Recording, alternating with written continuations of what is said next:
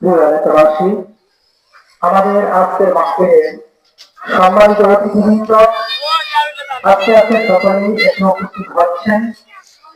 আমরা যে যেখানে আছি, আমাদের প্রথম অধিবেশন ইনশাআল্লাহ বাদ থেকেই শুরু হবে।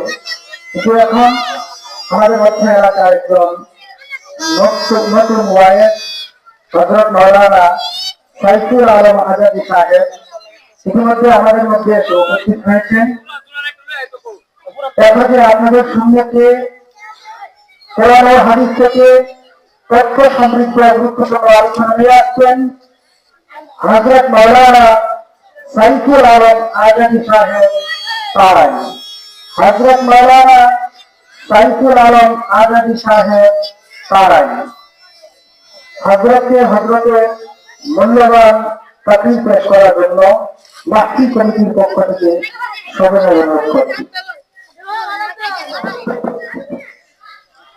الحمد لله أستعينه وأستغفره ونعوذ بالله من شرور أنفسنا من يهد الله فلا مضل له ومن يضلله فلا هادي له ونشهد أن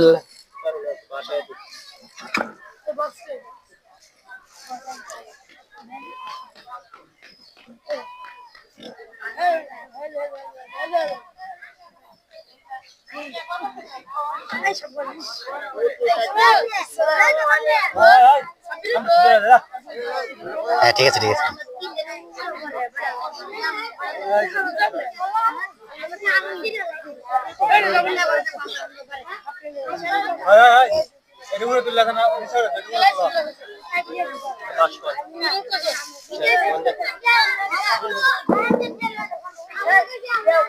الحمد لله أستعينه وأستغفره ونعوذ بالله من شرور أنفسنا من يهد الله فلا مضل له ومن يضلله فلا هادي له ونشهد أن لا إله إلا الله وحده لا شريك له وأشهد أن محمدا عبده ورسوله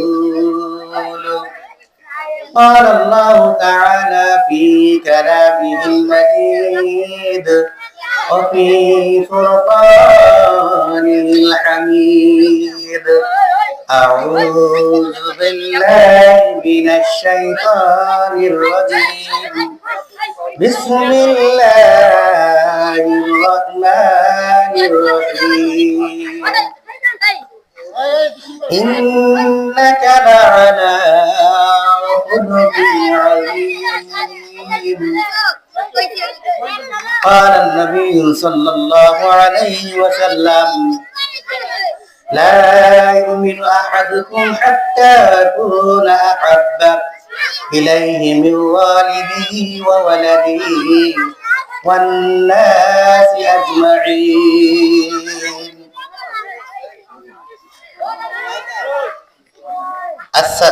আসসালামু আলাইকুম ওয়া রাহমাতুল্লাহি ওয়া বারাকাতুহু।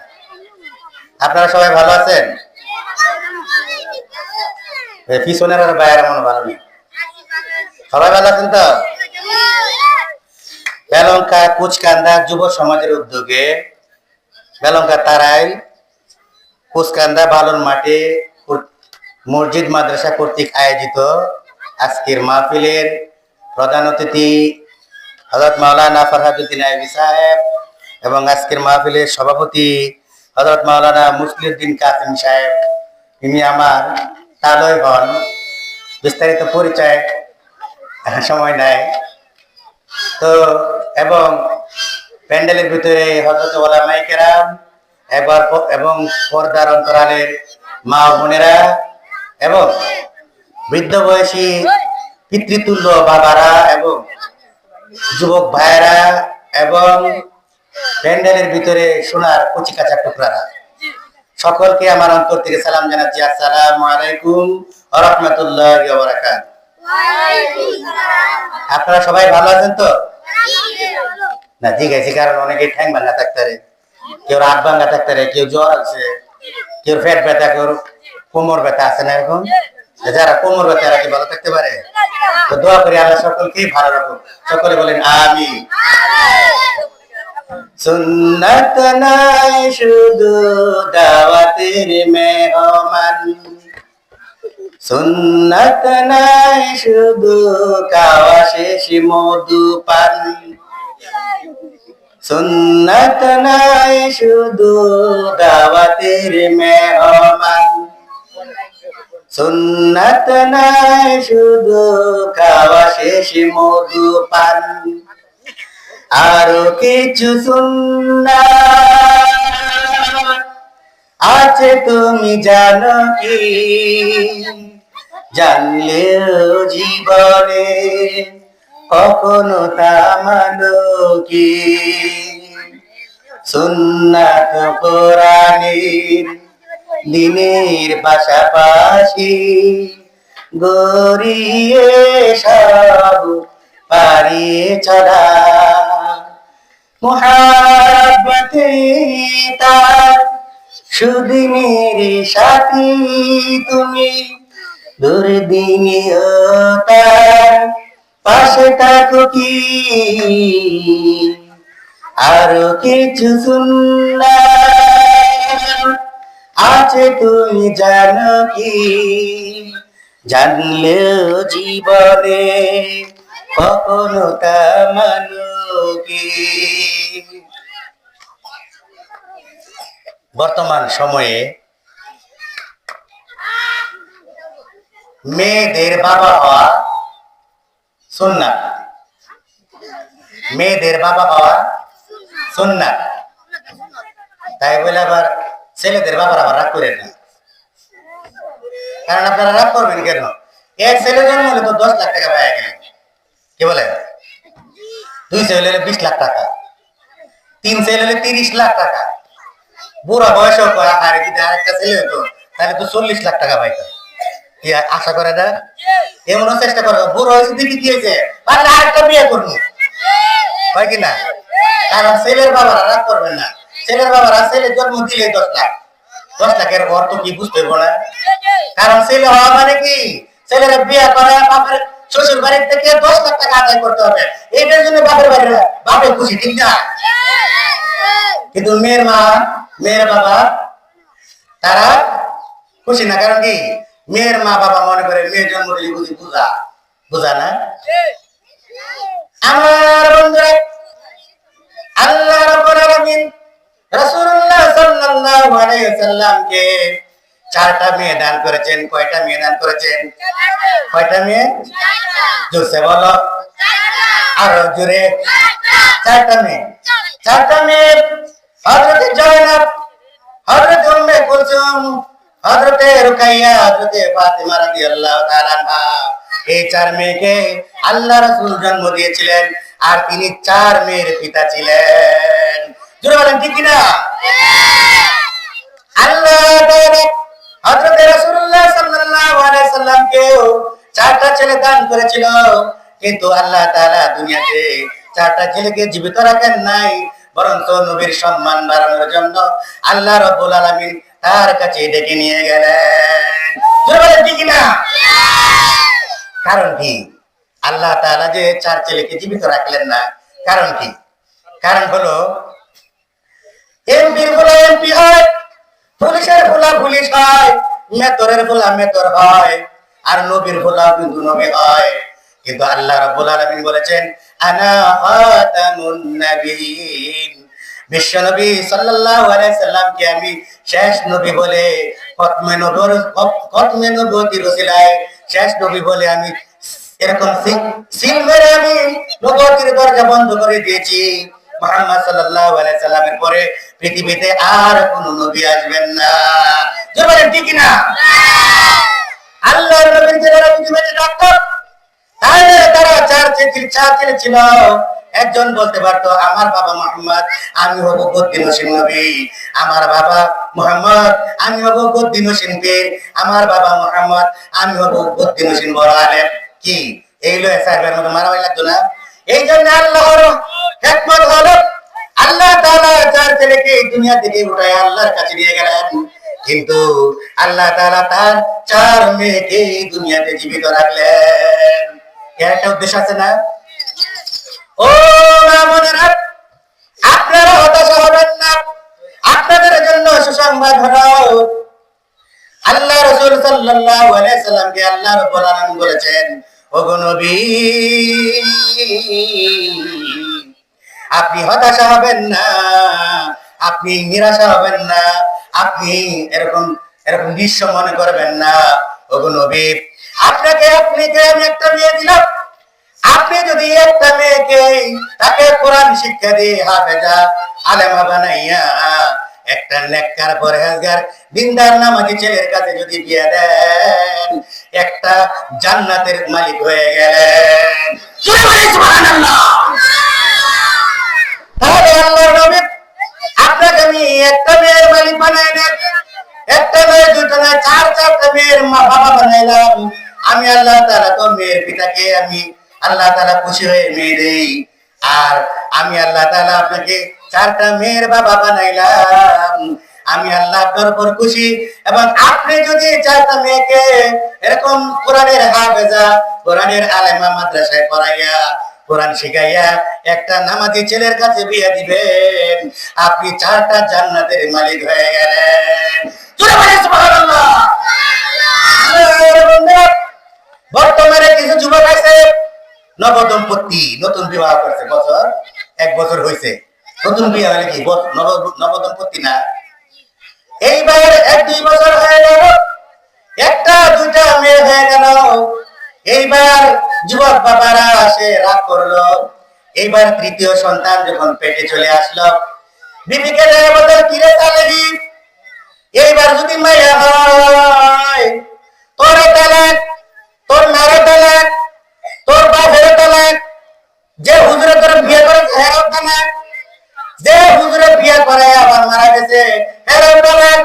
এই গরুস্থান থেকে যে ঘাস হবে, ঘাস খাইবে যে গরু, ওই গরু থেকে যে দুধ খাবে, এই দুধ খাইয়ে যে তোর বিয়ে করে সাক্ষী দিছে হেরাও তালাক। অর্থাৎ তোর তোর দুধ দিয়ে তালাক।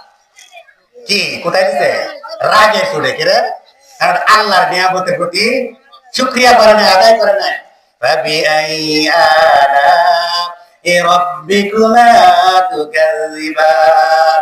আল্লাহ রাব্বুল আলামিন বলেন, আমার কোন কোন নেয়ামতকে তুমি অস্বীকার করবে? সুতরাং আমি যে তোমাকে 4টা মেয়ে দিয়েছিলাম, 2টা মেয়ে দিয়েছিলাম, একটা মেয়ের বাবা বানিয়েছিলাম, আমি আল্লাহকে দিয়েছিলাম, এটাও কিন্তু আমার পক্ষ থেকে তোমার কাছে নিয়ামত। জোরে বলেন সুবহানাল্লাহ। আমার বন্ধুরা, হযরত রাসূলুল্লাহ সাল্লাল্লাহু আলাইহি সাল্লাম বলেছেন, যার একটা মেয়ে আছে সে একটা জান্নাতের মালিক, যার 2টো মেয়ে আছে 2টো জান্নাতের মালিক। যদি 10টি মেয়ে হয়, আর যদি কোরআনের হাফেজা, কোরআনের আলেমা বানায় এবং একটা নেককার দিনদার নামাজি ছেলের কাছে বিবাহ দেয়, ওই বাবা ওই মা 10টা জান্নাতের মালিক হয়ে গেল।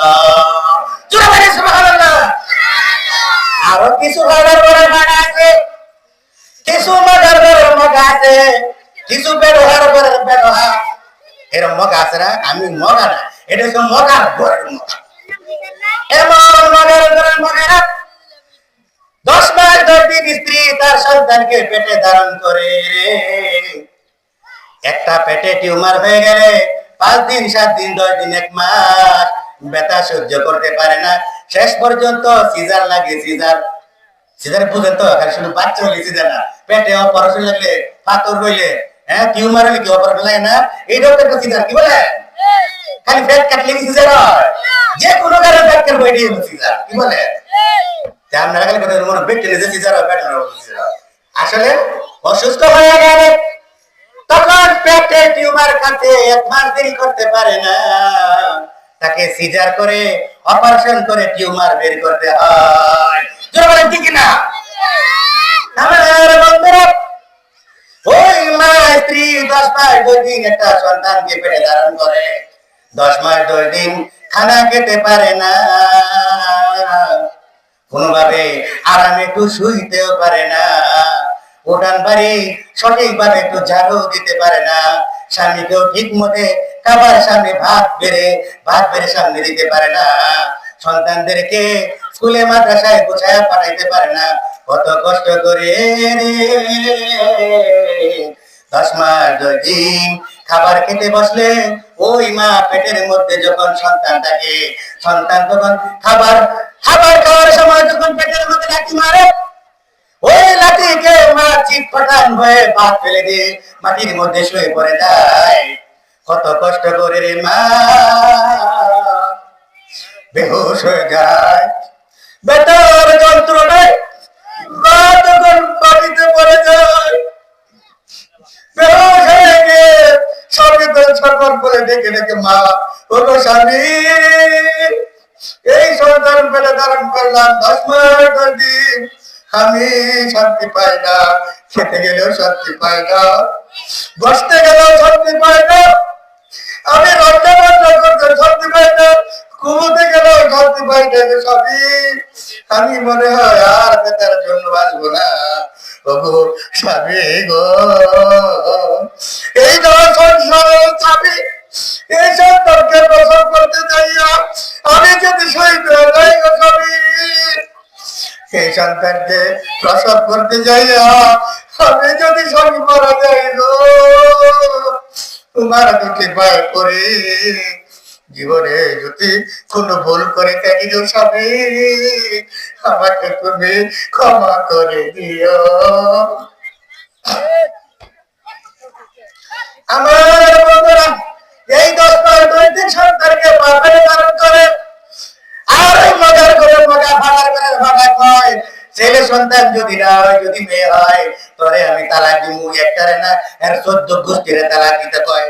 কেমন ফাটার করে ফাটা, এরে তোর পেটের ব্যথা 3 দিন 1 মাস যদি সহ্য করতে না পারি, এই স্ত্রী আর মা 10 মাস 10 দিন সন্তানকে নিয়ে কিভাবে কষ্ট করলো। তাহলে তুই তাহলে ছেলে দেওয়ার মালিক হও না, তুই মেয়ে দেওয়ার মালিক না। আল্লাহ রাব্বুল আলামিন বলেন, ইয়াহাবু লিমান ইয়াশাউ জিনাহু ওয়া ইয়াহাবু লিমান ইয়াশাউ।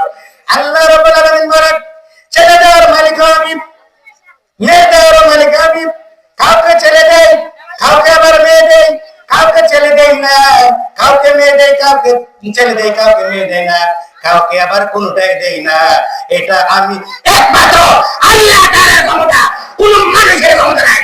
চলে ঠিক না, নারে তাকবীর, নারে তাকবীর। ফাটার ঘরের ফাটা, মগার ঘরের মগা, নতুন নতুন বিয়া কইরা একটা দুইটা ছেলে হইলে তো বিবি তোরে আর ভালো লাগে না। এবার যদি মেয়ে হয় গাঁটি লয়ে কিন্তু বাপের বাড়ি যাওয়া লাগবো। স্ত্রীরা কোন নারো সান্ত্বনা দিবে, সান্ত্বনা না দিয়ে থেকে ভয় পাওয়া দেয়, স্ত্রীর মনটা ভেঙে দেয়। কষ্ট করে স্ত্রী আর মস্কারি করে স্বামী, জোরে ঠিক না? আমার বন্ধুরা, একটা কুত্তা একটা কুকুর মেয়ে কুকুর রে দেখবে, যদি একটা কুকুর নিয়ে একটা বাচ্চা পেটে নিলে 5টা 7টা 10টা 12টা হয় না? এটা কুকুরের পেটে বাচ্চা 5টা 10টা 12টা হয় না? 5টা 10টা বাচ্চা যখন কুকুর নিয়ে হয় না, একটার কি সিজন লাগে? কিন্তু আমরা তো আল্লাহর প্রতি বিশ্বাসী নেই।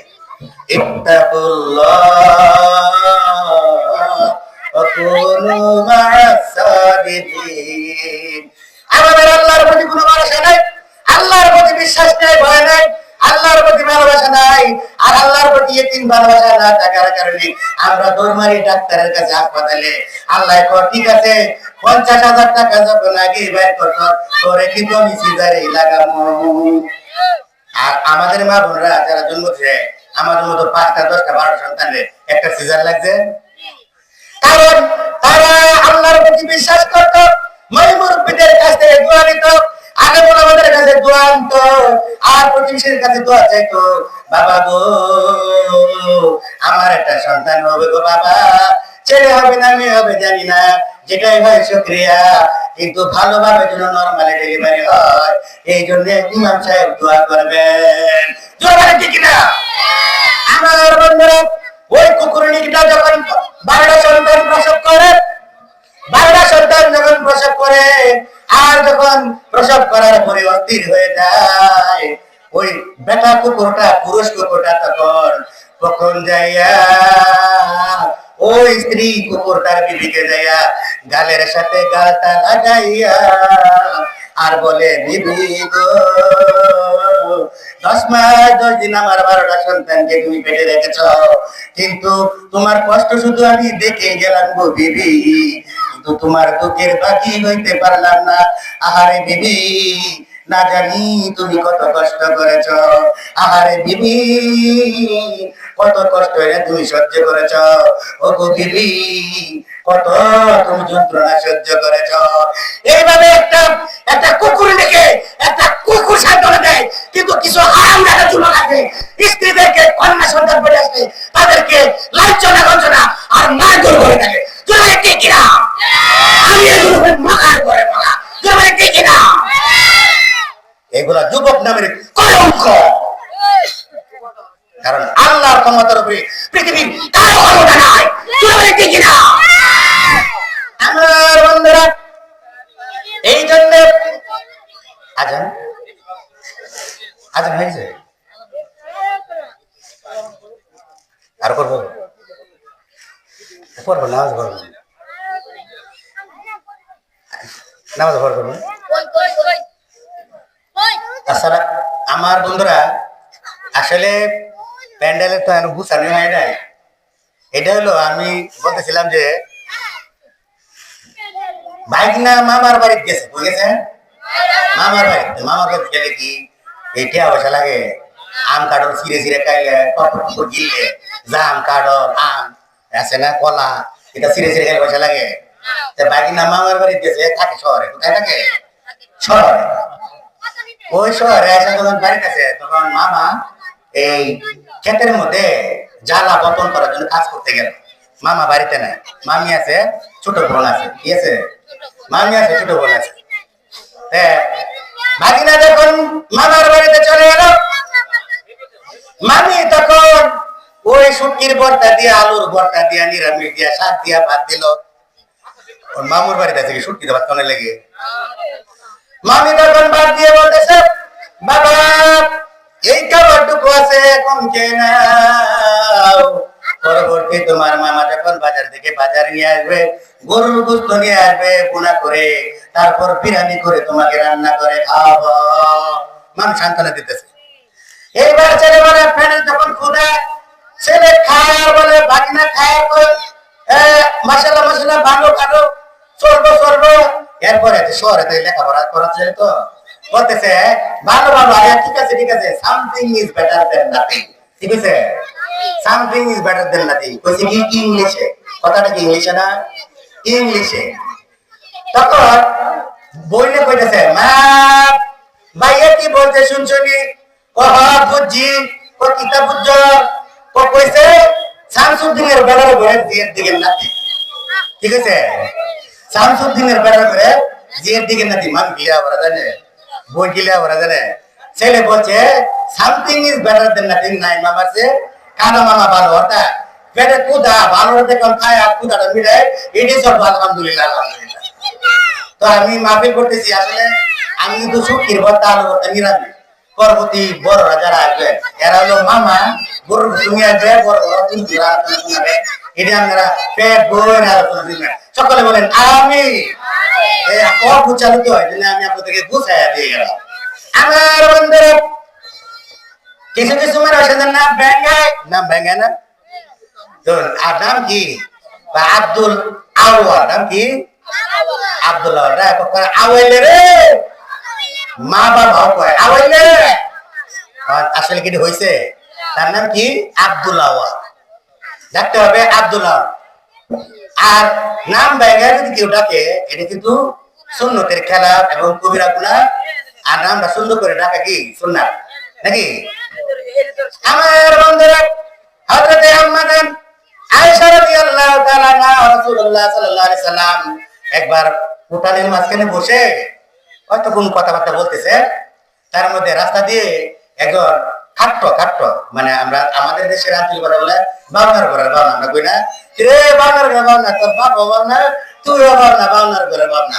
এটা কি মানে অর্থাৎ খাটো বাইকটা যেটা এটা বোঝায় নাকি আমাদের হযরতে আয়েশা রাদিয়াল্লাহু তাআলা আনহা বলেন ইয়া রাসূলুল্লাহ সাল্লাল্লাহু আলাইহি ওয়াসাল্লাম এই যে দেখা যায় একটা লোক বাইকছে খালি কি কইছে বাইকছে মানে বাউনার ঘরে বাউনাও কইছে না কিন্তু ঘরে কিন্তু কইছে না কইছে কি বাইকছে হযরত রাসূলুল্লাহ সাল্লাল্লাহু আলাইহি ওয়াসাল্লাম নগো আয়েশা কি বলতেছো হুশ করিয়া হুশের সাথে কথা বলিও আম্মা জান আয়েশা রাদিয়াল্লাহু তাআলা একটু মুস্কি হাসি দিয়ে বলেছে ইয়া রাসূলুল্লাহ এটা এই হুশ করে তো আর কি আছে এটা দুটো আসলে একটা বাচ্চা দেন না কাটু বাচ্চা বাউনার ঘরে বাউনা হযরত রাসূলুল্লাহ সাল্লাল্লাহু আলাইহি ওয়াসাল্লাম বলেন ও আয়েশা তুমি কি জানো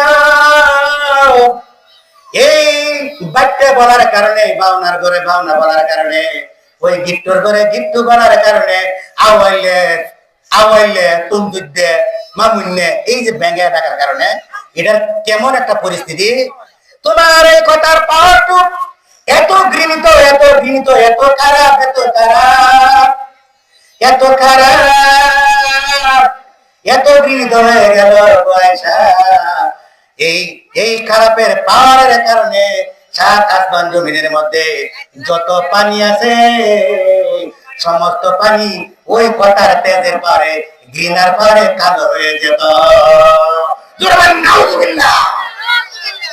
আর রাওয়াইলে ডাকবেন তন্দিতে ডাকবেন মামুনে ডাকবেন কি ডাকতে হবে আব্দুল্লাহ মামুন সুন্দর করে ডাকবেন ইনশাআল্লাহ আমার বন্ধুরা নাম ভেঙে রাখা যাবে না আমি একটা ছোট্ট কথা বলে হয়তো সময় নাই আমারও হয়েছে মাহফিলেরও হয়েছে বয়ানেরও হয়েছে অল্প সময় থাকে না একটা কথা হলো ও বাবা বর্তমান জামানার যুবকেরা তোমরা শুনে নাও ও বাবা জীবন ভর দেখলাম কত মানুষ দেখলাম রে বাবা নিজের চোখে আমি নিজের কানে শুনলাম দেখলাম নিজের হাতেই মুসাফা করলাম নিজের মুখ দিয়ে বুঝাইলাম কত মানুষ আছে এলাকায় দেখলাম দাপটওয়ালা শক্তিশালী ক্ষমতাওয়ালা মার বাজারে তার চিল্লাচিল্লির কারণে গরিব কোনো মানুষ তার বাজার করার কারণে মাছের দাম বলতে পারতো না গরিব লোকদের কাছে জোর করে মাছ কিনে নিয়ে যেত কম টাকা দিয়ে যাইতো কিন্তু আজকে দেখা যায় পড়ে গেল দাপট পড়ে গেল অহংকার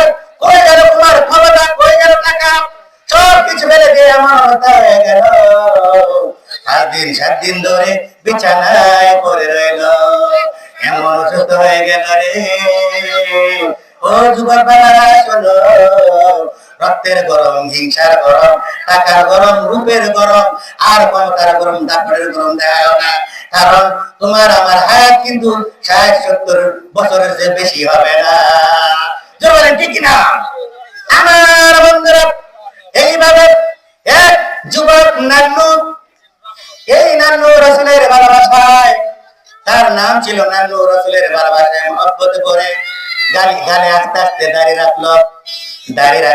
রাখার পর দাড়ি যখন আস্তে আস্তে লম্বা হইতে লাগলো কিছুদিন পর তখন বিবি বলল এত বড় দাড়ি তোমার বুড়া বুড়া লাগে যে যে বিবি কয় তোমার দাড়ি এত বড় বড় এই বিবি যদি কয় বুড়া বুড়া লাগে বিবিটা কি নেককার না বটকা কার তার ভিতরে দিনের বুঝ নাই আর যে দিনদার সে বলবো ও স্বামী দাঁড়িয়ে রাখো টুপিও রাখো জুব্বা নামাজ পড়ো আল্লাহর হুকুম মানো আচ্ছা ঠিক আছে সময়ের অভাবে বলতে পারি না আমি আজকের জন্য আপনাদের কাছ থেকে বিদায় নিচ্ছি আমার নাম সাইফুল আলম আজাদি যদি কেউ বয়ান আর শুনতে চান ইউটিউবে সাইফুল আলম আজাদি চার্জ দিবেন ইনশাআল্লাহ অনেক বয়ান আছে শুনে নেবেন সবাইকে আমার ইউটিউবের চার্জের বয়ান দেখার জন্য দাওয়াত দিয়ে আমি শেষ করলাম আসসালামু আলাইকুম ওয়া রাহমাতুল্লাহি ওয়া বারাকাতুহু